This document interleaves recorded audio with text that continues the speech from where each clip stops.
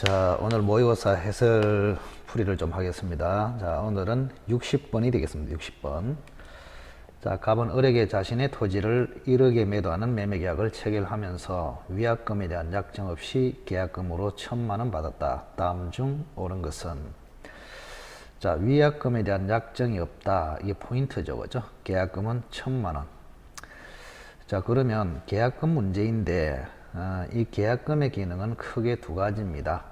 매매를 해지할 수 있는 해약금, 손해배상으로 간주되는 위약금으로 나눌 수 있습니다. 그런데 아무 소리 없으면 계약금은 해약금으로 추정되고 위약금 특약이 있어야 손해배상금 역할도 합니다. 자, 여기는 위약금 특약이 없다. 그래서 계약금의 기능은 해약금으로 끝난다. 이렇게 생각하시면 됩니다. 자, 다음 중 옳은 것은? 자, 1번 볼까요? 갑이 을에게 매매계약의 이행을 최고하고 매매 잔대금의 지급을 구하는 소송을 제기했다. 다른 약정이 없는 한 을은 계약금을 포기하고 해제할 수 있다. 자, 1번은 뭐를 물었냐 하면은, 자, 계약금을 가지고 해제할 때는 반드시 이행 착수 전까지만 할 수가 있습니다. 그래서 취급한 자는, 교부한 자는 포기하고 해제하고, 수령한 자는 배액 상환하고 해제한다. 이걸 계약금 해제 또는 해약금이라 합니다. 자, 그러면 계약금으로 해제할 때는 시기적으로 이행 착수 전까지만 할 수 있다. 그게 가장 중요하죠. 그러면 이행 착수이냐 아니냐 를 판단하는 것이 굉장히 중요합니다.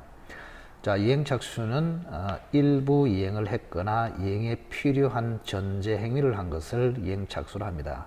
대표적으로 중도금 지급을 이행 착수라 한다. 기억하시면 됩니다. 자, 1번에 보시면 갑이 을에게 그죠? 잔대금 지급을 구하는 소송을 제기했다. 그럼 소송을 제기한 것이 이행 착수냐? 우리 판례는 아니라고 봅니다. 그래서 소제기, 그죠? 판결을 받았다. 이런 것들은 이행 착수가 아니라고 본다. 그래서 1번의 지문을 보시면 이행 착수를 하기 전이기 때문에 계약금으로 해제할 수 있다. 따라서 을은 계약금을 포기하고 해제할 수 있다. 1번은 맞네요. 그죠? 정답이고. 2번에 보시면 만약 을의 중도금 지급이 지체되어 갑이 계약을 해지됐다. 중도금 지급이 지체되어, 이 말은 이행지체입니다. 이행지체는 채무불이행이죠. 그럼 을의 채무불이행으로 갑이 해제했다는 것은 법정 해제를 이야기합니다. 계약금 해제가 아니고. 자, 그래서 갑이 법정 해제한 경우에 계약금 1천만 원은 손해배상금으로 간주되어 갑에게 귀속된다. 틀렸네요. 자, 만약에 위약금 특약이 있다면 2번의 지문은 맞아요. 그죠?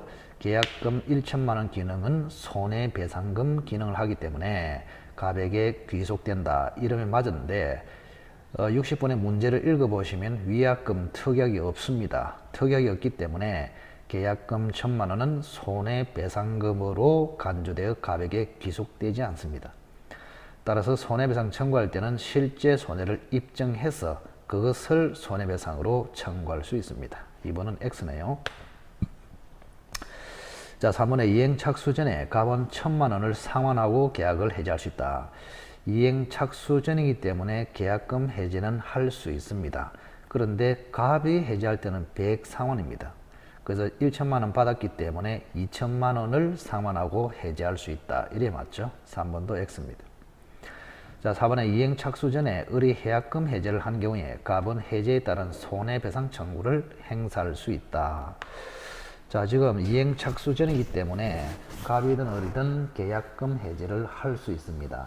그런데 계약금 해제를 할 때는 채무불이행을 전제로 하지 않기 때문에 손해배상 청구를 할 수가 없습니다.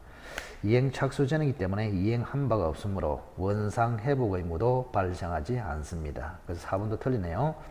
자, 계약금 해제의 특징 두 가지 기억하십시오. 손해배상 청구를 할 수 없다. 원상회복 의무가 생기지 않는다. 그래서 4번도 X입니다. 5번에 갑이 을에게 매매계약의 이행에 전혀 착수하지 않았다면 을이 중도금을 지급했다. 자, 이행 착수가 되면은 계약금 해제가 안 된다고 했죠.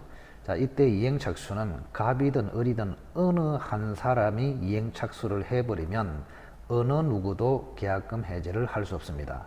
근데 갑은 착수를 하지 않았지만 을이 중도금을 지급해서 착수를 해버렸잖아요. 그럼 을이 이행 착수를 했기 때문에 갑이든 을이든 계약금으로 해지할 수는 없다. 따라서 을은 포기하고 매매계약을 해지할 수는 없다. 이래 맞죠, 그죠? 자, 1번만 옳은 것으로서 정답이 되겠습니다. 자, 그 다음 매도인의 담보 책임에 관한 설명으로 틀린 것을 골라라. 자, 1번은 전부 타인 권리 매매네요. 전부 타인 권리 매매. 자, 매도인의 담보 책임은, 자, 우선은 권리 하자에 대한 담보 책임은 도표를 기억해야 됩니다. 자, 첫째는 전부 타인 권리 매매. 두 번째는 일부 타인 권리 매매. 세 번째는 수량 부족 일부 멸실. 네 번째는 용익분에 의한 제한. 다섯 번째는 전세권, 저당권, 실행, 행사. 이렇게 다섯 가지. 자, 우선은 사건 제목을 기억하시고, 자, 그 다음 담보 책임의 내용으로 대금 감액 청구가 있고, 계약 해제가 있고, 손해배상 청구가 있습니다. 그럼 여기서 동그라미를 찾아라. 자, 동그라미는 전부 타인 권리 매매에서 해제, 일부 타인 권리 매매에서 대금 감액 청구, 전세권, 저당권 실행에서 해제와 손해배상 청구입니다. 이렇게. 그러면 동그라미는 선악을 불문하고 할 수 있다. 선악을 불문하고 담보 책임을 물을 수 있다. 이게 동그라미예요. 그럼 동그라미 말고 나머지는 선의의 매수인만 할 수 있다. 그렇게 기억을 하시기 바랍니다. 자, 한 번 더. 전부 타인 권리 매매에서 해제, 일부 타인 권리 매매에서 대금 감액 청구, 전세권, 저당권, 여기는 실행입니다. 제한이 아니고 실행 또는 행사입니다. 자, 전세권, 저당권, 실행, 행사에서 계약 해제와 손해배상 청구 꼭 기억하시기 바랍니다. 그러면 1번은 전부 타인 권리 매매 사건이기 때문에 악의의 매수인도 해제할 수 있다. 맞네요, 그죠? 자, 그래서 해제는 동그라미로 되어 있기 때문에 선악을 불문하고, 즉 악의의 매수인도 해제할 수 있다. 자, 2번. 자, 일부 타인 권리 매매네요. 일부 타인 권리 매매에서는 악의의 매수인이 할 수 있는 게 대금 감액 청구입니다. 그래서 2번이 틀렸습니다. 그죠? 그래서 일부 타인 권리 매매에서는 대금 감액 청구가 동그라미로 되어 있다. 즉 악의의 매수인이 할 수 있는 것은 뭐라고? 대금 감액 청구가 되겠습니다. 2번이 틀렸네요. 자, 3번에는 일부 멸실입니다. 수량 부족 일부 멸실은 동그라미가 없네요. 동그라미가 없으니까 악의 매수인은 전혀 할 수 없고 선의의 매수인만 할 수 있다. 그래서 3번은 맞네요. 그죠? 자, 4번에 건축 목적으로 매매된 토지가 건축 허가를 받을 수 없다. 자, 요거는 법률상의 장애라 합니다. 우리가 그 하자에는요, 크게 물건 하자하고 권리의 하자하고 두 개가 있단 말이에요. 물건 하자, 권리 하자. 벽에 금이 갔다. 물건 하자. 그죠? 갑의 소유로 알고 샀는데 갑 다시 소유더라. 이런 게 권리 하자입니다. 그럼 물건 하자와 권리 하자의 중간에 있는 것을 법률상의 장애, 법률상의 제한이라고 합니다. 이렇게. 건축을 하기 위해서 토지를 사는데 건축을 못하는 토지였다. 공장을 짓기 위해서 토지를 샀는데 공장을 못 짓는 토지였다. 뭐 이런 거는 물건 하자인지 권리 하자인지 애매하단 말이야. 자, 이런 상태를 법률상의 장애, 법률상의 제한 이렇게 부릅니다. 근데 우리 판례는 법률상의 장애를 물건 하자로 취급합니다. 물건 하자로 취급합니다. 자, 그래서 4번에 보시면 건축 목적으로 매매된 토지가 건축 허가를 받을 수 없다. 이걸 법률상 제한 이렇습니다. 이런 경우는 우리 판례는 목적물의 물건의 하자에 해당한다. 맞네요. 그죠? 자, 오늘 매수인이 계약 당시에 목적물에 하자가 있음을 알고 있었습니다. 알고 있었어요. 목적물에 물건의 하자가 있음을 알고 있었다. 그때 매도인은 하자 담보 책임을 지지 않는다. 자, 물건 하자로 담보 책임을 물을 때는 매수인이 엄격한 요건을 갖춰야 됩니다. 선의 무과실이 돼야 하고 하자 발견 시로 6개월 안에 물어야 합니다. 자, 권리하자는 주로 1년 안에 담보 책임을 묻는 데 비해서 물건하자는 하자 발견 시로부터 6개월 안에 물어야 합니다. 그것도 선의의 매수인이 아니고 선의 무과실의 매수인 이래 됩니다. 그죠? 61번에 5번은 매수인이 계약 당시에 하자 없음을 알고 있었다. 악의의 매수인은 하자 담보 책임을 물을 수 없어요. 따라서 매도인은 하자 담보 책임을 지지 않는다. 61번은 2번이 정답이 되겠습니다. 자, 61번. 임차인에게 불리한 약정이라도 효력이 있는 것은 그 말은 그죠? 임의 규정을 골라라 이 말입니다. 임의 규정을 골라라. 임차인에게 불리한 특약을 하더라도 특약이 유효이다. 그 말은 그죠? 특약으로 배제할 수 있는 규정을 골라라. 그 말하고 똑같습니다. 자, 우리가 계약법은 99%가 임의 규정인데 임대차만큼은 임차인 보호를 위해서 대부분이 뭐요? 강행 규정입니다. 그래서 임대차에서는 대부분 강행 규정인데 시험에 나올 만한 2가지 정도는 임의 규정이다. 요 2가지를 꼭 기억하셔야 됩니다. 자, 하나는 비용 상환 청구 규정, 하나는 임차권을 양도하거나 전대차를 할 때는 임대인을 동의를 받아야 하는 규정. 2가지를 꼭 기억하십시오.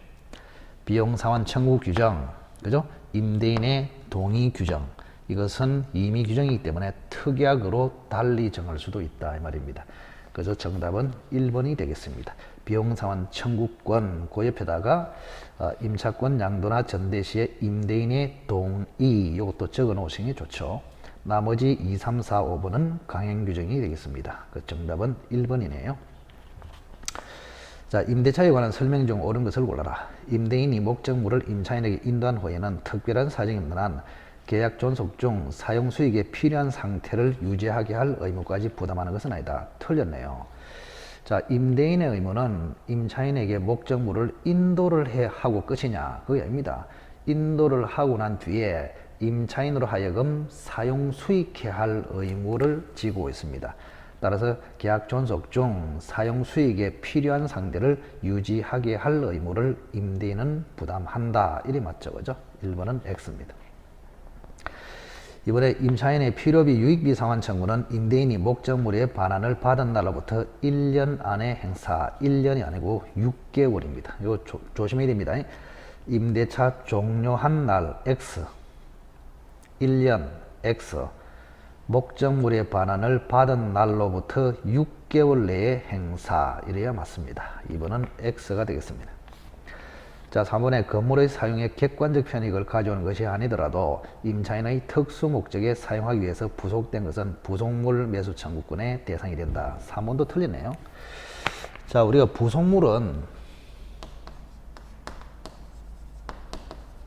부속물에 해당되느냐 해당 안 되느냐. 자, 대표적으로 예를 들어서 에어컨, 조명시설, 그죠? 샤시 이거 하고 뭐 삼계탕 시설, 그죠? 보신탕 시설, 다방 시설, 그죠? 요런 것들, 사진관 시설 이런 걸 생각해 보세요. 자, 에어컨, 조명, 샤시 이거 하고 삼계탕 시설, 보신탕 시설, 다방 시설, 그 다음에 사진관 시설 차이가 있죠. 자, 우선은 요거는 누구에게나 편의를 제공합니다. 이걸 객관적인 편의 시설이라 합니다. 자, 밑에는 누구에게나 도움이 되는 것이 아니고 그 사업을 하는 사람에게만 도움이 된다. 이거를 주관적 편의 시설이라 합니다. 이렇게. 그래서 부속물 매수 청구에서 부속물이 되려 하면은 객관적 편의 시설이 돼야 한다.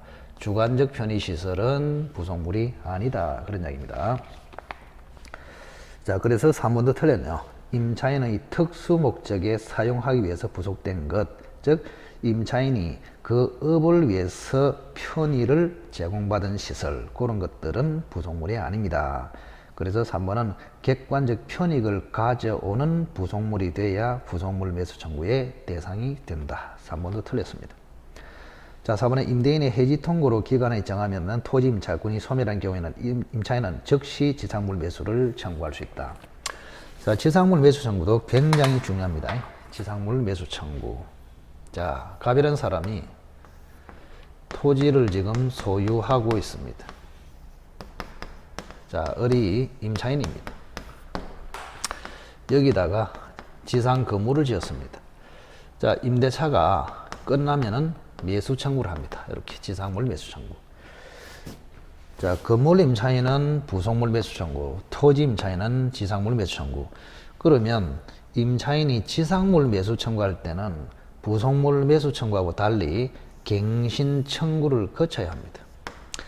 자, 갱신 청구를 거쳤는데 임대인이 거절을 할 때 그때 비로소 지상물 매수 청구로 들어갑니다. 그래서 부속물, 건물 임차인의 부속물 매수 청구는 종료 즉시 할 수 있지만, 그죠? 토지 임대차의 지상물 매수 청구는 종료 즉시 할 수 있는 것이 아니고, 갱신 청구를 거친 다음에 갱신 거절을 당해야 지상물 매수 청구로 들어갑니다. 굉장히 중요합니다. 자, 그런데 임대인이 해지 통고를 해가지고 임대차가 종료됐단 말이야. 그러면 임대인이 해지 통고를 해서 임대차가 종료됐을 때는 어차피 임차인이 갱신 요구를 해도 갑이 갱신을 들어줄 리가 없잖아요. 끝내려고 하니까. 그래서 이런 경우는 갱신 청구를 거치지 않고 즉시 지상물 매수 청구를 할 수 있다. 이게 판례입니다. 자, 다시 한번. 임대인의 해지 통고로 임대차가 종료됐을 때는 을이 갱신 청구를 해도 받아줄 리가 없기 때문에 유일하게 을은 갱신 청구를 거치지 않고 바로 지상물 매수 청구를 할 수 있다. 자, 그래서 4번은 맞네요. 그죠? 4번이 정답입니다. 정답. 5번의 매수 청구의 대상이 되는 지상물은 임대인이 동의를 얻어서 신축한 것에 한한다. 틀렸습니다. 지상물은 제한이 없습니다. 자, 지상물 매수 청구의 지상물은 모든 지상물이 해당이 됩니다. 모든 지상물이 해당이 된다. 모든 지상물. 안 되는 게 딱 세 가지 있습니다. 다 되는데 안 되는 거. 요건 기억하시면 됩니다. 하나는 비닐하우스. 하나는 임대차 계약에 위반된, 임대차 목적에 위반해서 축조된 지상물. 그 다음에 임대인이 감당할 수 없는 고가의 지상물. 세 가지. 자, 수업 시간에는 요거를 뺐는데 최종적으로 세 가지를 기억하십시오. 자, 지상물 매수 청구에 지상물에 들어가지 않는 거, 즉 매수 청구를 할 수 없는 지상물이 세 개다. 비닐하우스하고 또 뭐라고요? 임대차 목적에 위반해서 축조된 지상물. 그 다음에 임대인이 감당할 수 없을 정도의 고가의 지상물. 그 세 가지는 안 됩니다. 그 나머지는 다 되니까 5번은 X가 되겠습니다. 그래서 4번만 옳은 것으로 정답입니다. 자, 64번 한번 볼까요? 을은 갑 소유 건물 전체를 임차하고 있던 중 갑의 동의를 얻어서 이를 다시 명한테 전대하였다. 다음 중 틀린 것을 골라라. 동의 있는 전대입니다. 동의 있는 전대. 자, 동의받은 전대하고 동의 없는 전대 두 가지가 있는데, 뭐 둘 중에 하나는 시험에 나온다. 이렇게 생각하시고, 자, 동의를 받은 경우하고 받지 않은 경우는 정면으로 충돌이 되기 때문에 두 개를 사례 문제 형식으로 반드시 공부를 해야 됩니다. 자, 그림으로서 한번 표현해 보면, 자, 갑이 지금 주인입니다. 주인. 소유자입니다. 소유자. 그리고 을이라는 사람이 임차인입니다. 임차인. 그리고 을은 병한테 전대차를 했다. 전대차. 그죠? 전대차를 했습니다. 여기는 임대차 계약을 한 것이고, 이렇게. 그래서 건물이 병한테 넘어왔습니다. 그래서 병이라는 사람을 전차인이라고 합니다. 근데 여기는 임대인의 동의를 받았다. 이렇게 나오잖아요. 그래서 동의 있는 전대입니다. 동의 있는 전대. 자, 우선은 문제를 보기 전에 여기 논점이 뭐냐를 한번 봐야 됩니다. 자, 임차인이 가지고 있는 권리가 임차권입니다. 임차권. 전차인이 가지는 권리를 전차권이라 합니다. 이렇게. 그럼 이게 이제 모권이고, 요게 자권이에요. 그래서 임차권이 소멸하면 전차권도 따라서 소멸합니다. 이렇게. 정상적으로. 그래서 만약에 을이라는 사람이 차임을 연체했단 말이에요. 2번 이상 연체했어. 그러면 갑이 즉시 해지할 수 있잖아요. 그러면 즉시 해지하면은 임차권이 소멸합니다. 임차권이 소멸하면은 전차권도 소멸되어서 전차인은 나가줘야 합니다. 이렇게. 자, 그런데 전차인 보호제도가 있다 이 말입니다. 전차인 보호제도. 자, 요거 시험에 잘 놉니다. 어떤 경우에 전차인을 보호되느냐. 자, 만약에 갑과 을이 합의로 임대차를 종료하거나 합의로 해지했다 이 말입니다. 그리고 임차인이 임차권을 포기함으로써 임차권이 소멸했어요. 노란 글자를 잘 기억하십니다. 자, 합의로 종료했다, 합의로 해지했다, 임차권을 포기했다. 이 세 가지 사유는 임차권이 너무 쉽게 소멸하는 사유입니다. 그런 경우에 임차권이 소멸되어도 전차권은 소멸하지 않고 존속한다. 이걸 전차권 보호제도로 합니다. 전차인 보호제도. 자, 세 가지 단어를 기억하십시오. 합의 종료, 합의 해지, 임차권 포기로 임차권이 소멸됐을 때는 전차권은 소멸하지 않고 존속한다. 그렇게 기억하시고. 자, 그 다음 두 번째. 임대인 갑을 보호하는 제도가 있습니다. 자, 병이 을에게 월세를 주면 을이 갑한테 줘야 되는데 을이 중간에서 떼먹어요. 그래서 우리 법은 전차인은 임대인에게 직접 의무를 부담한다. 이렇게 규정하고 있습니다. 직접 의무를 부담한다. 그럼 이 의무 중에서 가장 중요한 것이 차임지급 의무 아닙니까? 그죠? 그래서 병이라는 사람은 원래 계약상으로는 을에게 월세를 줘야 되는데, 그죠?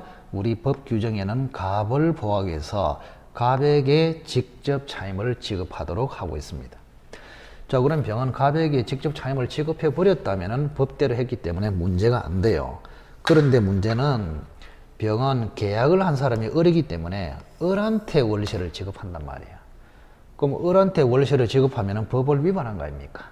그때 우리 법은 다시 을에게 월세를 지급한 것으로서 갑에게 대항하지 못한다. 이렇게 표현하고 있습니다. 자, 그래서 병이란 사람이 을에게 월세를 지급하면 을에게 월세를 지급한 걸 가지고 갑에게 대항할 수 없다. 즉, 갑이 월세 청구를 하게 되면 병은 을에게 지급한 걸 가지고 거절할 수는 없다. 이중 지급을 해야 된다. 그런 이야기입니다. 근데 우리 판례는요, 대항할 수 없는 범위를 축소를 해버렸습니다. 이렇게. 자, 병이란 사람이 을에게 월세를 언제 지급했냐에 따라서 대항 여부를 결정합니다. 우리 판례는, 자, 요 전대차 계약상의 차임 지급 시기가 매월 4월 2일이라고 보겠습니다. 그러면 병이 을에게 월세를 지급할 때 4월 2일 전에 지급할 수도 있고 4월 2일 이후에 지급할 수도 있단 말이에요. 자, 그러면은 4월 2일 이전에 지급한 걸 가지고만 대항할 수 없다. 이렇게 판례가 축소를 해버렸다. 이 말입니다. 왜 그러냐? 제때 계약상의 차임 지급 시기에 지급하는 것은 괜찮다 이 말이에요. 사전에 지급하는 것은 뭔가 갑에게 골탕을 먹이기 위한 것이다. 이렇게 봐버립니다. 그래서 병이라는 사람이 4월 1일 되기 전에 지급한 걸 가지고만 대항할 수 없고 4월 2일 날 또는 4월 1일 이후에 지급한 걸 가지고는 대항할 수 있다. 이렇게 봅니다. 정확하게 보셔야 되겠습니다. 자, 1번 한번 볼까요? 전차인 병은 전대차 계약상의 차임 지급 시기 기준으로 하여 그 이전에 을에 대해서 지급한 차임으로 갑에게 대항할 수 없다. 이게 판례의 태도라 했습니다. 2번에 보시면 임대차 기간, 전대차 기간이 모두 만료한 경우에 병이 갑에게 건물을 명도하면 병은 을에 대한 건물 명도 의무를 면한다. 무슨 말이냐? 자, 임대차도 끝나고 전대차도 끝났습니다. 그럼 원래는 병이 을에게 집을 반환하고 을은 갑한테 반환합니다. 자, 그런데 우리 판례는 병이 갑에게 직접 건물을 반환해 버려도 괜찮다. 즉, 어차피 갑에게 가야 하기 때문에 병이 을을 거치지 않고 갑에게 반환을 해버려도 을에 대한 반환 의무는 즉시 면제된다, 즉 소멸한다 이렇게 보는 것입니다. 그래서 이분도 맞네요. 임대도 끝나고 전대도 끝났을 때 병이 갑에게 근무를 명도하면 병은 을에 대한 명도 의무를 면한다. 맞습니다. 자, 3번에 을의 차임이 이교의 차임 연체가 이교의 차임에게 달하여 갑이 임대차 계약을 즉시 해지하는 경우에 갑은 병에 대해서 그 사유를 통지하지 않으면 해지로서 대항할 수 없다. 3번도 굉장히 중요하죠. 자, 여기 한번 보겠습니다. 자, 지금 갑이라는 사람이 즉시 해지할 수도 있고 해지 통고를 할 수도 있다 이 말입니다. 자, 우리 민법에 임대차를 종료시키는 수단은 즉시 해지하고 해지 통고가 있습니다. 자, 을이 계약을 위반했을 때는 즉시 해지, 그냥 계약 위반과 상관없이 기간을 정하지 않았다면은 해지 통고 이렇게 됩니다. 그러면 우리 법에는 기간을 약정하지 않았을 때 갑이 을과의 임대차를 해지 통고를 하면 그 사실을 전차인 병한테 알려야 병에게 대항할 수 있다. 이렇게 규정이 되어 있습니다. 즉, 이 사람은 지금 살고 있잖아요. 그런데 갑이 해지 통고를 해서 임차권을 소멸시키면 병이 즉시 나가야 된다면 이 사람이 너무 보호가 안 된단 말이에요.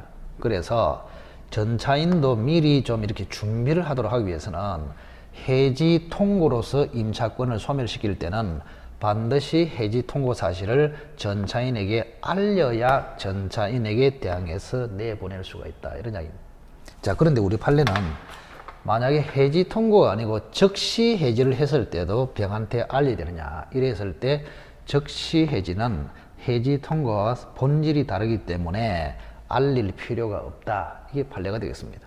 그래서 갑이 을과의 임대차를 즉시 해지했을 때는 병한테 알리지 않아도 병한테 대항할 수 있다. 그러나 해지 통고로서 임차권이 소멸됐을 때는 병한테 반드시 알려야 병을 내보낼 수 있다. 이런 이야기입니다. 자, 그러면 3번을 보시면 을의 차임 연체의 이교의 차임에게 달하여 갑이 계약을 해지했다. 이거는 해지 통고입니까? 즉시 해지입니까? 즉시 해지죠. 그럼 즉시 해지했을 때는 그죠? 해지 통고하고 본질이 다르기 때문에 갑은 병에게 통지하지 않아도 해지로서 대항할 수 있다. 이리 맞잖아요. 그래서 3번이 X로서 정답입니다. 자, 4번의 병이 건물 사용의 상용이 아니고 사용이죠. 건물 사용의 편의를 위해서 갑의 동의를 얻어서 건물의 물건을 부속했다면 병은 전대차 종료 시에 갑에게 부속물 매수 청구를 할 수 있다. 자, 이 병이라는 사람은 그죠? 자, 임대인에 대해서 잘 보시기 바랍니다. 의무는 부담하고 있습니다. 그럼 임차인으로서 권리를 가지냐 이 말입니다. 전차인은 임대인에 대해서 의무는 지금 부담하고 있잖아요. 의무는 부담하는데 임대인에 대해서 임차인으로서 권리를 가지냐 했을 때는 권리를 못 가지는 게 원칙입니다. 자, 집이 훼손됐다. 을에게 수선을 청구하고 수선비도 을에게 청구하고 을은 갑한테 청구 이래야 됩니다. 그래서 병하고 갑 사이는 계약이 없기 때문에 병이 임차인으로서 갑에게 청구를 할 수 없는 것이 원칙이다 이 말입니다. 근데 청구를 할 수 없는 것이 원칙인데 유일하게 할 수 있는 것이 매수 청구다. 이게 굉장히 중요하겠죠, 그죠? 굉장히 중요해요. 매수 청구는 할 수가 있다. 그래서 병은 갑에게 수선 청구도 못하고 수선비 청구도 못하고 그러나 부속물 매수 청구, 지상물 매수 청구는 할 수 있다. 기억하시기 바랍니다. 동의를 받았을 때를 전제로 합니다. 그래서 4번은 맞네요. 자, 5번에 갑과 을이 합의 해지했다. 자, 합의로 종료하거나 합의로 해지해가지고 임차권이 소멸될 때는 전차권은 소멸되지 않는다. 이랬죠. 그죠? 5번도 맞네요. 자, 65번에 상대방이 있는 단독행위를 골라라. 정답은 1번이네. 자, 유언, 유정, 소유권 포기, 재단법인 설립 요 세 가지는 상대방이 없습니다.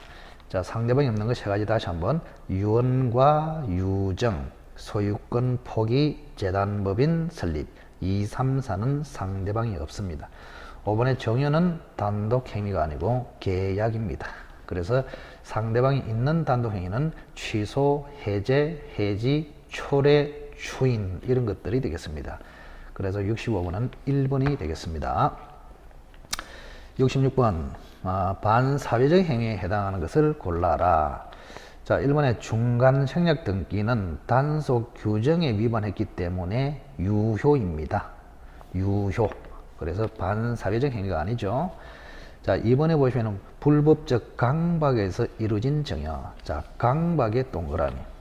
사기나 강박은 반사회적 행위가 아니고 취소 사유에 불과합니다. 취소 사유. 1번은 단속 규정 위반으로서 유효.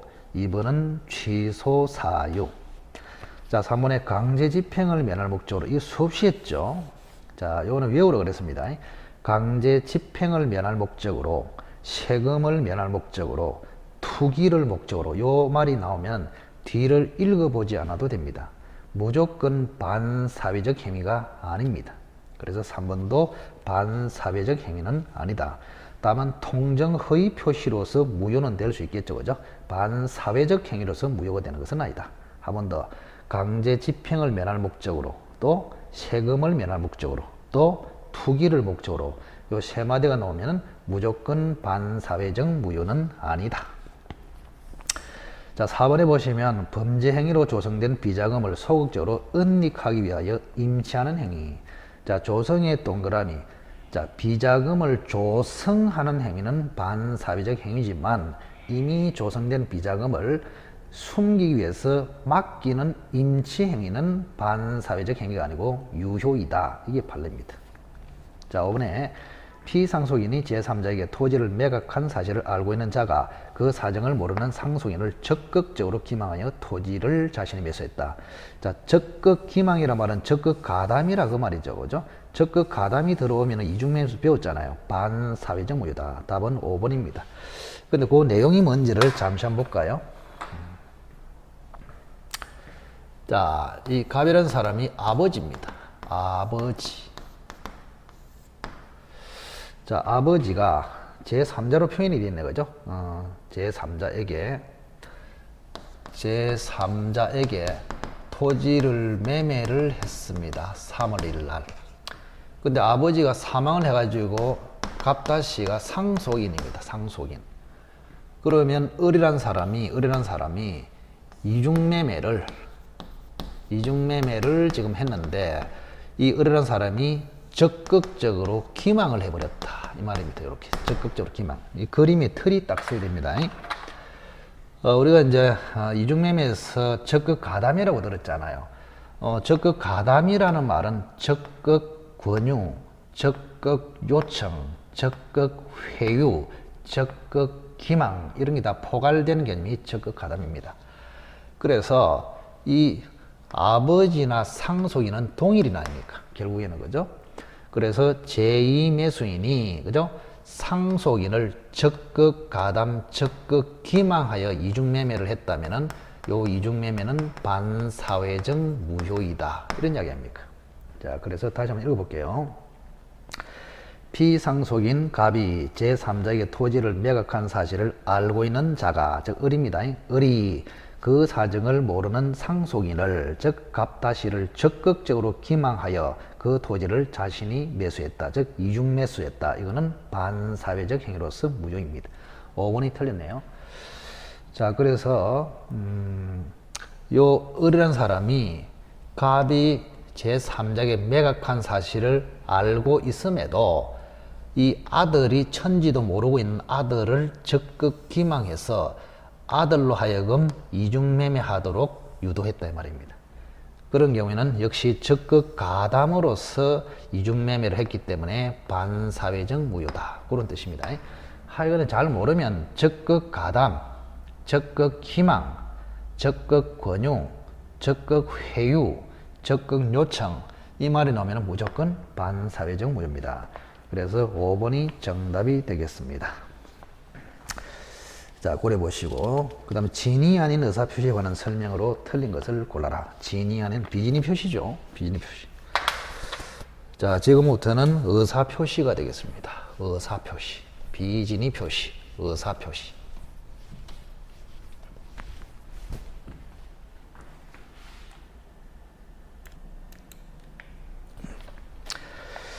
자, 67번 한번 보실까요? 67번. 자, 진위 아닌 의사표시에 관한 설명으로 틀린 것은, 자, 1번에 재산을 강제로 뺏긴다는 것이 표의자의 본심으로 잠재되어 있었다 하여도 표의자가 마지못해 정여의 의사표시를 한 이상, 그 말은, 자, 정여를 바라지는 않았지만, 정여를 희망하지는 않았지만, 정여할 의사는 있었다 이 말 아닙니까? 그러면 정여할 의사가 있고 정여하겠다고 표시했으니까 의사와 표시가 일치하므로 비진위가 아니고 진정한 의사표시입니다. 자, 1번은 유명한 판례죠. 자, 재산을 강제로 뺏긴다는 것이 표의자의 본심으로 잠재되어 있었다 하여도, 즉 우리가 정여를 바라지는 않았지만, 정여를 희망하지는 않았지만 표의자는 정여할 생각을 가지고 있다 이렇게 표현하고 있습니다. 그러면 정여할 생각을 가지고 정여의 표시를 했으니까 진입니까 비진입니까? 진위가 있다 이 말입니다. 진위. 정여할 생각이 있기 때문에 희망은 안 했지만 바라지는 않았지만은 정여할 생각이 있어서므로 비진위가 아니고 진이다. 그래서 비진위 표시가 아니다. 맞네요. 이번에 비진위 표시 규정은 원칙적으로 상대방이 있는 단독행위에 적용됩니다. 맞네요. 그죠? 이거는 별로 문장이 좋지 않네요. 상대방이 없는 단독행위도 적용된다 해야 더 좋습니다. 자, 상대방이 있는 경우에는 당연히 적용되고 비진위 표시도 적용, 통정허위 표시도 적용. 근데 상대방이 없는 단독행위는 통정이 안 되니까 통정허위 표시는 적용이 안 되지만 비진위 표시는 여전히 적용됩니다. 그게 더 중요하죠. 어쨌든 이번에 상대방이 있기 때문에 무조건 적용됩니다. 자, 3번에 비진위 표시는 원칙적으로 효력이 생깁니다. 유효입니다. 즉 표시된 내용대로 효력이 발생함이 원칙이다. 맞네요. 자, 4번에 보시면 사직의 의사가 없는 사기업의 근로자가 사용자의 지시로 어쩔 수 없이 일괄 사직서를 제출했다. 그럼 근로자 입장에서 보니까 사직의 의사가 없음에도 사직서를 제출했기 때문에 사직의 비진위 표시를 했단 말이야. 그럼 이 비진위 표시가 유효냐 무효냐는, 그죠? 회사 측이 알았냐 몰랐냐에 달려 있겠죠. 자, 여기 잠시 한번 보실까요? 자, 갑이라는 사람이 을에게 사직할 없으면서도 사직할 생각이 없어. 근로자입니다. 근로자. 이 사람이 사용자, 회사 측입니다. 자, 사직의 의사가 없으면서도 사직서를 제출했단 말이에요. 그러면 유효가 원칙입니다. 을이, 사용자가 갑에게 사직할 의사가 없다는 것을 몰랐고 모르는데 과실이 없다. 이거를 선의무과실을 하죠. 그죠? 선의무과실이면 비진위 표시는 유효. 따라서 사직이 되어버립니다. 그런데 근로자에게 사직의 의사가 없다는 것을 회사 측에서 이미 알았거나 알 수 있었다면 회사를 보호할 필요가 없기 때문에 그때는 사직이 안 됩니다. 비진위 표시는 무효가 됩니다. 꼭 기억하십시오. 자, 아무 소리 없으면 사직의 비진위 표시는 유효이다. 따라서 사직이 되어버린다. 그런데 사직의 진위가 없다는 것을 사용자, 회사 측에서 알았거나 알 수 있었다면 비진위 표시는 무효다. 그때는 사직이 안 된다. 이런 뜻입니다. 그러면 4번을 다시 한번 읽어보실게요. 자, 사직 의사가 없는 근로자가 사용자의 지시로 어쩔 수 없이 사직서를 제출했다. 그러면 사직의 의사가 없으면서도 사직서를 제출했기 때문에 우선은 사직의 비진위 표시는 성립이 됐습니다. 그런데 비진위 표시가 유효냐 무효냐 했을 때는 사용자가 알았냐 몰랐냐 이거 아닙니까? 근데 여기 보니까 사용자의 지시로 일이 돼 있잖아요. 그러면 근로자에게 사직의 의사가 없다는 것을 사용자는 알고 있다 이거 아닙니까? 사용자 지시를 했으니까. 그죠? 그래서 비진위 표시이지만 무효이다. 일이 맞잖아요. 그래서 4번이 틀렸습니다. 자, 그래서 이거 이제 4번은 다시 한번 유명한 판례죠. 자, 사직의 의사가 없으면서도 사직서를 제출했다. 그러면 그 사직은 유효이다. 그러나 근로자에게 사직의 의사가 없다는 것을 사용자가 이미 알았거나 알 수 있었다면 비진위 표시는 무효이다. 그런데 이 사직서를 제출한 이유가 사용자가 지시를 해가지고 했단 말이에요. 이렇게. 그러면 사용자가 지시를 해가지고 사직의 의사가 없음에도 사직서를 제출했기 때문에 이 사용자는 갑에게 사직의 의사가 없다는 것을 이미 알고 있잖아요. 그래서 여기에 해당되어 버리기 때문에 사직의 비진의 표시는 무효이다. 이렇게 맞잖아요. 그래서 4번이 틀렸습니다. 정답이고 5번에 대리인이 오직 자기 이익을 꾀할 목적으로 대리권 남용, 대리권 남용의 동그라미. 대리권 남용은 유효입니다. 원래. 왜냐하면 아무리 남용이 돼도 대리권이 있기 때문에 대리권 남용 행위는 유효이다. 다만 대리인이 남용하는 사실을 상대방이 알았거나 알 수 있었다면 무효이다. 이게 판례입니다. 따라서 대리인이 남용한 사실을 상대방이 알았거나 알 수 있었던 경우에는 무효이다. 그 규정은 비진의 표시 규정을 유추 적용했기 때문에 그렇습니다. 자, 비진의 표시는 보세요. 자, 표의자에게 진위가 없음을 상대방이 알았거나 알 수 있었다면 무효이다. 이거를 대리권 남용에 갖다 붙인단 말이에요. 대리인이 남용한 사실을 상대방이 알았거나 알 수 있었다면 대리권 남용 행위는 무효이다. 그런 뜻이죠. 그래서 5번도 맞습니다. 그래서 정답은 4번이 틀린 것으로서 정답이 되겠습니다. 자, 그 다음 68번의 착오를 한번 볼까요? 착오. 자, 1번에 보시면 장래 도시계획이 변경되어 호텔의 신축 허가를 받을 수 있을 것이라고 스스로 생각하여 토지 매매 계약을 체결했으나 그 후 예상대로 되지 않은 경우에 착오를 이유로 취소할 수 있다. 자, 뭐를 기대를 했어. 기대를 했는데 기대가 이루어지지 않았습니다. 이루어지지 않았다. 이런 얘기입니다. 그래서 무슨 기대를 하고 예상을 하고 뭔가를 기대를 했는데, 자, 앞으로는 이게 그죠? 계획 관리적으로 바뀌리라 이렇게 기대를 해가지고 그죠?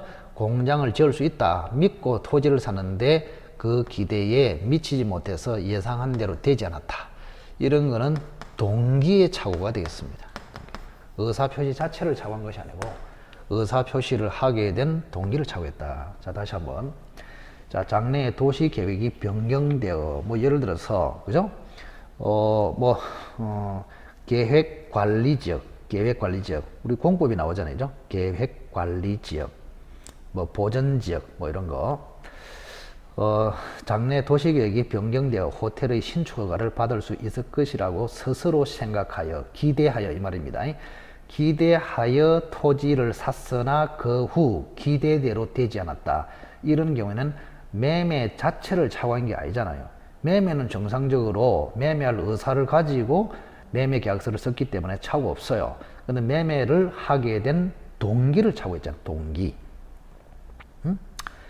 뭔가를 기대했는데 기대대로 되지 않았다. 기대를 했기 때문에 매매를 했다. 근데 그 기대대로 되지 않았다. 이거는 동기의 착오입니다. 동기의 착오를 이유로는 취소할 수 없는 것이 원칙이다. 그래서 1번은 X가 되겠습니다. 자, 우리가 계획관리지역, 뭐 예를 들어서 보전관리지역, 생산관리지역, 뭐 이런 게 있잖아요. 그죠? 관리지역 중에. 그럼 예를 들어서 자, 갑이 토지를 지금 가지고 있는데 유명한 판례이기 때문에 설명을 드립니다. 자, 을이 지금 공장을 짓기 위해서 토지를 산단 말이야.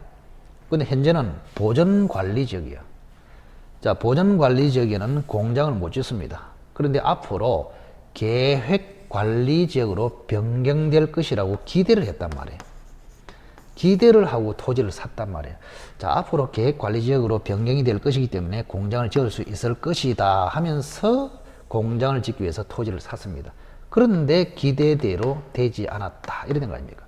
그럼 이거는 매매 자체를 착오한 것이 아니고 매매를 하게 된 동기를 착오했단 말이에요. 동기의 착오. 자, 잘 아시다시피 동기의 착오는 착오 자체가 아닙니다. 그래서 원칙적으로 취소할 수 없다. 이래 됩니다. 그래서 1번은 X가 되겠습니다.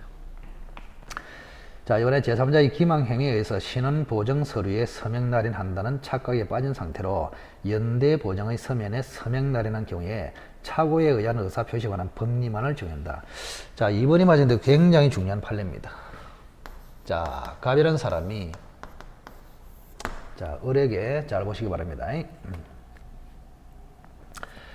자, 제3자의 기망. 병이라는 사람이 제3자로서 기망을 했다. 이 말입니다. 기망. 뭐, 기망이 나온다고 해서 무조건 사기로 취소한다. 그러면 틀렸습니다. 기망이라는 단어가 나와도 사기로 취소를 하기 위해서는 의사와 표시가 일치해야 됩니다. 다만 의사결정에 하자가 있다. 근데 착오하고, 자, 착오로 취소하는 거하고 사기로 취소하는 거하고는 근본적으로 다르죠. 이 착오는 의사와 표시가 불일치하는 것이고 사기는 의사와 표시가 일치합니다. 이렇게 근본적으로 달라요. 자, 그러면 신원 보정 서류에 서명한다는 생각을 가졌는데 착각을 해가지고 연대 보정 서면에 날인을 해버렸다. 이렇게 돼 있잖아요. 그러면 갑의 입장에서 보면 의사와 표시가 불일치하고 있잖아요. 이렇게. 그러면 의사와 표시가 불일치하면은 갑은 착오로 취소해야지. 그죠? 제3자 사기 요건을 갖췄다고 해서 사기로 취소할 수는 없습니다. 왜? 사기로 취소하려면은 의사와 표시가 일치를 해야 된다니까? 일치. 그건 매우 중요합니다. 자, 3월 달에는 굉장히 기초로서 중시했는데 지금은 많이 까먹었을 겁니다. 자, 다시 한번. 자, 사기로 취소할 때는 의사와 표시가 일치해야 된다. 착오로 취소할 때는 의사와 표시가 불일치된 것을 전제로 한다. 그러면 이번은 제3자 기망에 초점을 맞추지 마시고 신원 보정 서류에 사인한다는 착각에 빠진 상태로 연대 보정 서면에 사인을 했다. 그 말은 의사는 신원 보정, 표시는 연대 보정. 의사와 표시가 일치한다, 불일치한다, 불일치한다. 불일치하기 때문에 사기로 취소할 수는 없습니다. 따라서 착오에 의한 의사 표시 법리만을 적용한다. 2번은 맞네요. 정답.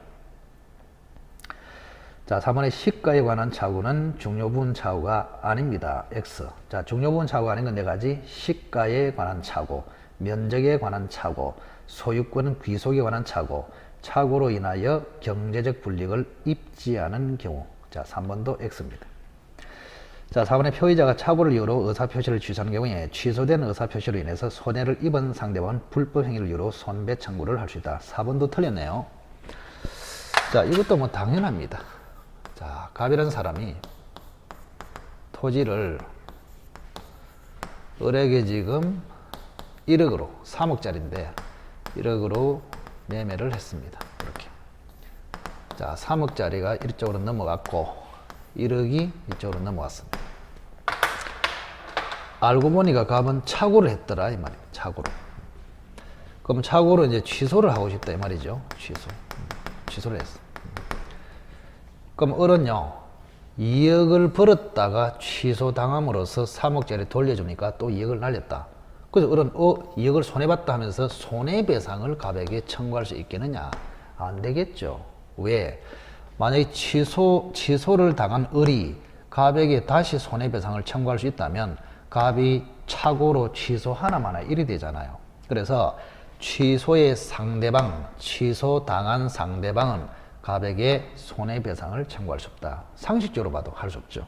그리고 또 을이 불법 행위로 손해배상을 청구하려면 갑에게 불법이 있어야 됩니다. 그럼 불법이 되려 하면은 그죠? 고의 과실 플러스 위법한 행위가 있어야 불법이 됩니다. 불법 이렇게. 그리고 갑이 착오로 취소한 게 위법이냐? 아니죠. 법에 따라서 취소했기 때문에 위법이 아니에요. 따라서 갑이 착오로 취소한 것은 불법 행위가 아니다. 따라서 을은 갑에게 불법 행위를 근거로 손해배상을 청구할 수 없다. 이런 이야기입니다. 그래서 4번도 X네요. 자, 표의자의 중대한 과실 유무는 착오에 의한 의사표시를 취소하는 자가 증명이 된다. 자, 우리가 갑이 착오로 취소하려면 크게 중요 부분에 착오가 있어야 되고 그리고 중과실이 없어야 합니다. 이 두 가지. 중요 부분에 착오가 있어야 되고. 그러면 재판에서 입증을 누가 하느냐 했을 때 중요 부분은 갑이하고 중과실 여부는 을이하라 이렇게 되어 있거든요. 그럼 갑을 뭐라 하냐? 자, 갑은 차고자, 취소하려는 자, 또 효력 발생을 다투는 자. 을은 뭐랍니까? 취소를 막으려는 자, 상대방 효력 발생 주장자. 표현을 이렇게 합니다. 자, 그 중에서 가장 많이 표현되는 게 요겁니다. 자, 갑을 뭐라고? 갑은 지금 취소를 하려고 하고 있기 때문에 효력 발생을 주장하는 것이 아니고 효력 발생을 막으려는 자입니다. 그래서 갑을 효력 발생을 다투는 자, 효력 발생을 부인하는 자, 을을 뭐라고? 효력 발생 주장자 이렇게 합니다. 자, 그러면 5번에 중과실 여부는 그죠? 중과실 여부는 을이 증명해야 됩니다. 을이 증명해야 된다. 따라서 취소하는 자 갑이 아니고 상대방 을이 효력 발생 주장자 을이 증명해야 된다. 그래서 5번도 틀리네요. 그죠? 취소하는 자는 갑 아닙니까 지금? 자, 그래서 이 갑을 표현을 어떻게 하느냐? 잘 보세요. 갑을 뭐라고? 표의자, 차고자, 취소하려는 자, 효력 발생을 다투는 자. 을을 뭐라고 한다고? 상대방 효력 발생 주장자. 그렇게. 그래서 5번도 X가 되겠습니다. 자, 정답은 2번이 되겠습니다. 2번만 옳습니다. 자, 69번에 표현 대리를 한번 볼까요? 자, 표현 대리에 관한 설명으로 옳은 것을 골라라. 유권 대리 주장 속에는 표현 대리 주장이 포함되어 있다. 틀렸습니다. 표현 대리는 넓은 의미의 무권 대리에 들어갑니다. 따라서 유권 대리 주장 속에는 무권 대리 일종인 표현 대리 주장은 포함되지 않는다. 1번은 X. 이번에 소멸한 대리권을 기본으로 하는 권한을 넘은 표현 대리는 성립할 수 없다. 있습니다. 자, 표현 대리 중에서도 제일 시험에 잘 오는 것이 126조 권한을 넘은 표현 대리가 되겠습니다. 권한을 넘은 표현 대리.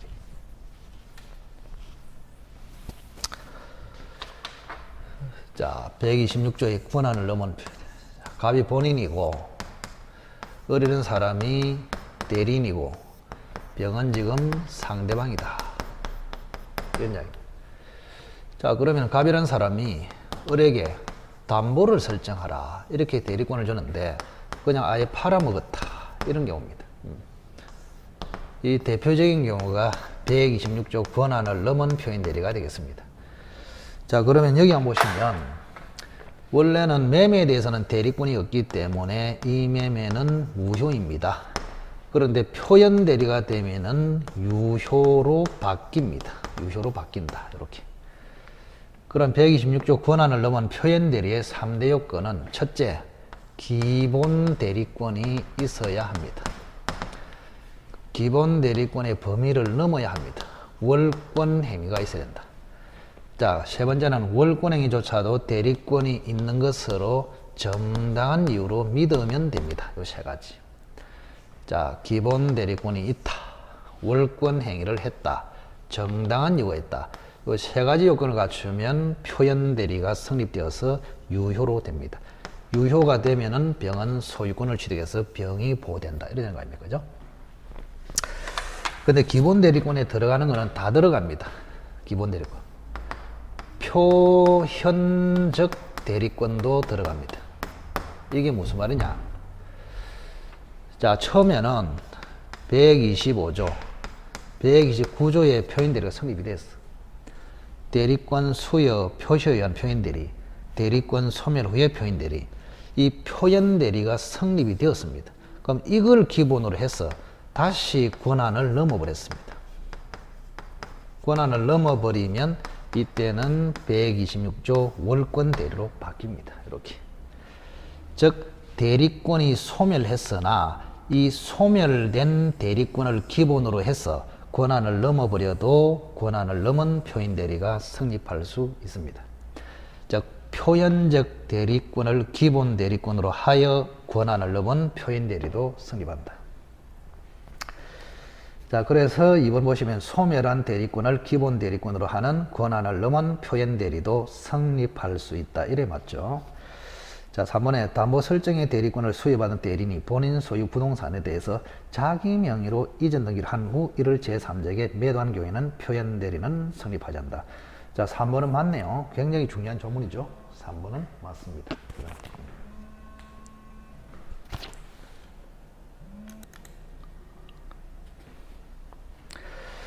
자, 69번에 3번 다시 볼게요. 담보 설정의 대리권을 수여받은 대리인이 본인 소유 부동산에 대해서 자기 명의로 이전 등기를 한 후에 이를 제3자에게 매도한 경우에 표현 대리가 성립되는가? 이때는 표현 대리가 성립되지 않습니다. 잘 보세요.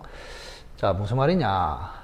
갑이 을에게 담보를 설정하라고 등기 서류를 줬습니다. 근데 을이 그 서류를 이용해서 자기 앞으로 소유권 이전 등기를 해버렸단 말이야, 이렇게. 그럼 소유권 이전 등기를 해가지고 병한테 매매하고 병 앞으로 이전 등기를 해줬다, 이런 이야기입니다. 그죠? 자, 그러면 을이 한 행동을 보세요. 자, 갑을 위한 의사로 했다고 볼 수가 없잖아요, 이때는. 자기 앞으로 이전 등기 해가지고 자기가 소유자인 것처럼 매매를 했기 때문에 을이 한 행동은 대리인으로서 한 것이 아니고 당사자로서 했습니다. 그러면 대리인으로서 해야 대리행위가 되고 표현대리가 되는데 당사자로서 해버리면 대리행위가 아니고 당사자 행위 됩니다. 그래서 당사자 행위는 대리 방식이 아니므로 표현대리도 성립하지 않습니다. 다시 한번. 자, 을이 갑으로부터 등기 서류를 이용해서 자기 앞으로 소유권 이전 등기를 한 다음에 그 다음에 소유권 이전 등기를 해줬다. 그러면 을은 당사자로서 행위를 했기 때문에 이것은 대리 행위가 아니고 당사자 행위입니다. 대리 행위가 아니면 표현 대리도 성립하지 않는다, 그런 뜻이에요. 그래서 3번은 정확하게 맞습니다. 자, 알게 하시기 바랍니다. 3번이 정답이고. 자, 4번에 표현 대리가 성립하는 경우에 상대방에게 과실이 있으면 이를 이유로 본인의 책임을 감경할 수 없다. 자, 우리가 과실 상계가 적용되느냐 이런 이야기거든요. 자, 만약에 갑이 100만 원을 배상해야 돼. 예를 들어서.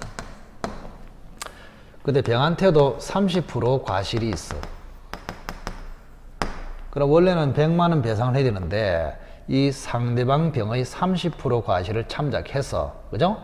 30% 과실을 참작해서 상계를 해서 70만 원만 배상한다. 이거를 과실상계를 합니다. 과실상계.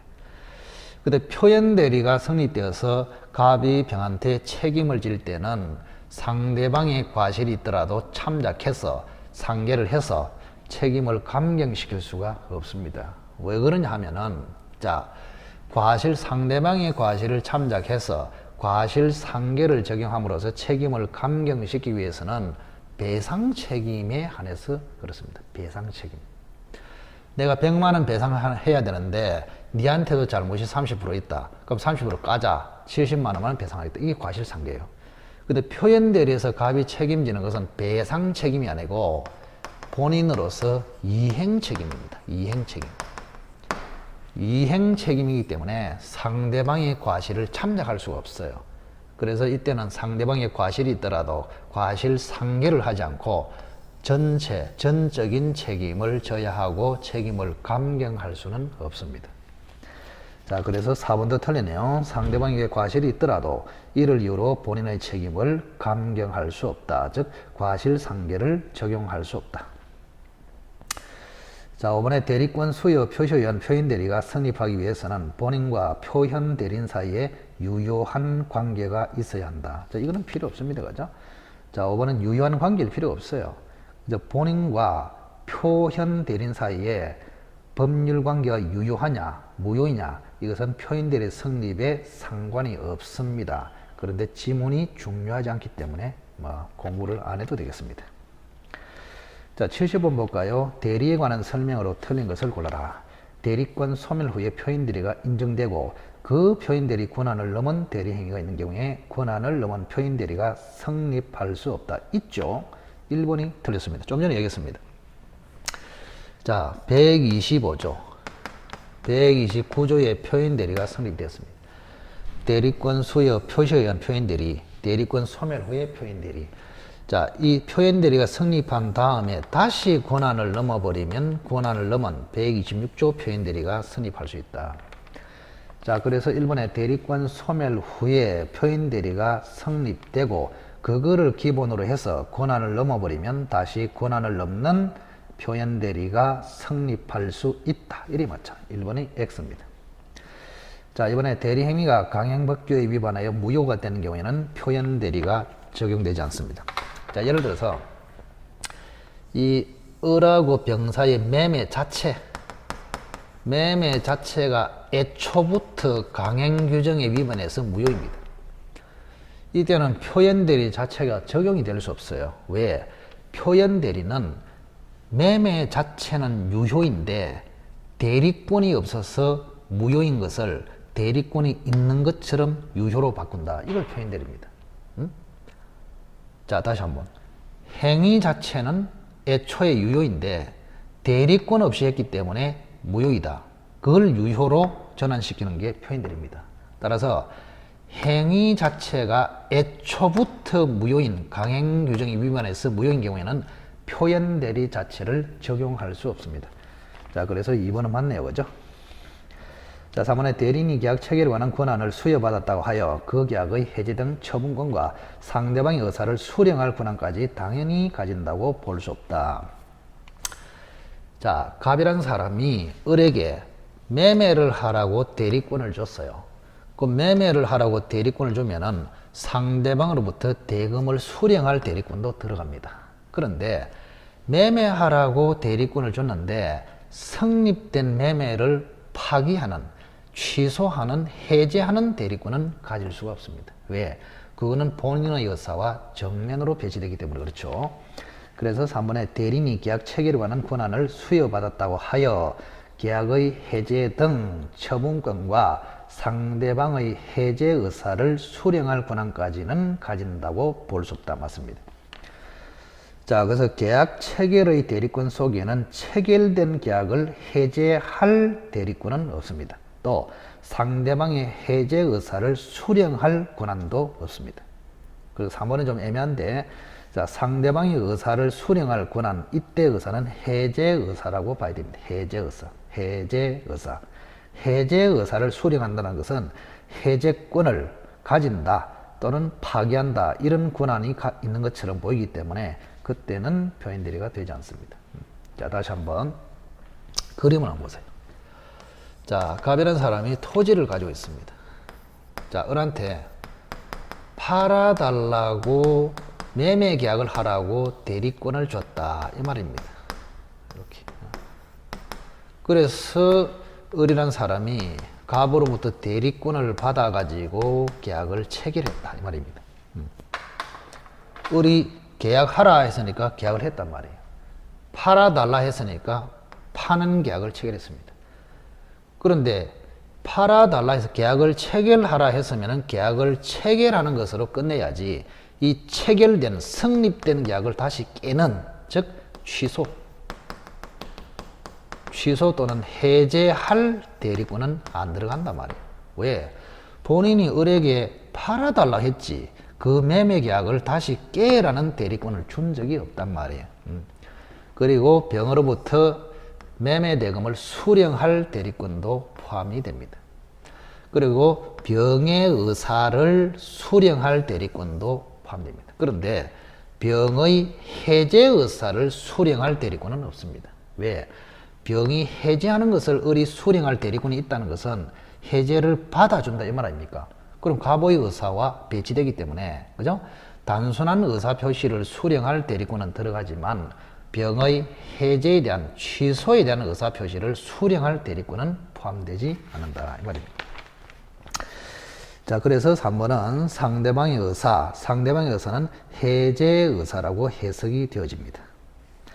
자, 4번에 부동산 매도인과 매수인 쌍방을 대리한 등기 신청 행위는 허용된다. 원래 쌍방 대리와 자기 계약은 금지됩니다. 쌍방 대리와 자기 계약은 금지됩니다. 근데 예외적으로 허용되는 경우가 있죠. 자, 허용되는 경우는 본인의 성락이 있거나 다툼이 없는 채무이행, 이거는 허용됩니다. 자, 다툼이 없는 채무이행은 단순한 변제를 이야기합니다. 이렇게. 자, 자기약 쌍방대리는 그죠? 본인의 성락을 받았거나 다툼이 없는 채무이행, 변제는 할 수 있다. 그리고 채무이행에 준하는 세 가지도 할 수 있다. 등기 신청, 명의개서, 강제 집행 배당 참가도 허용됩니다. 그러나 부동산 입찰 참가는 허용되지 않습니다. 이렇게. 자, 상방대리 자기계약은 금지되는데 다툼이 없는 채무이행과 채무이행에 준하는 것은 허용된다. 대표적으로 등기 신청, 주식의 명의개서, 강제집행 배당 참가는 허용됩니다. 자, 그래서 4번에 등기 신청이기 때문에 쌍방대리도 허용된다. 맞네요. 자, 오늘 복대리는 본인이나 제3자에 대하여 대리인과 동일한 권리 의무를 가진다. 그 맞네요. 그죠? 대리인이 선임한 본인의 대리인이 복대리입니다. 그래서 복대리도 대리인과 마찬가지로 본인의 대리인이기 때문에 본인이나 제3자에 대해서 대리인과 동일한 권리 의무가 있습니다. 거기까지 보시기 바랍니다. 자, 여기까지 하고 좀 쉬었다가 연속하도록 하겠습니다.